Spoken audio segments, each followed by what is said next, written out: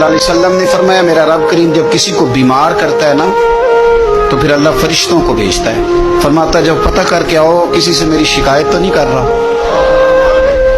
तो फरिश्ते जाके अर्ज करते हैं मालिक उसके पास तो जो भी आया ना उसने यही कहा कि अल्हम्दुलिल्लाह जिस हाल में अल्लाह ने रखा है मैं राजी हूँ।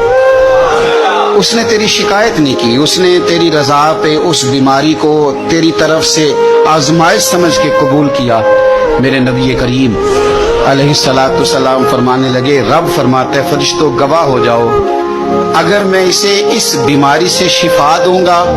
तो जो इसके पास खून है इससे बेहतर खून इसे अता करूंगा, और जो इसके पास गोश्त है इससे बेहतर इसे गोश्त अता करूंगा,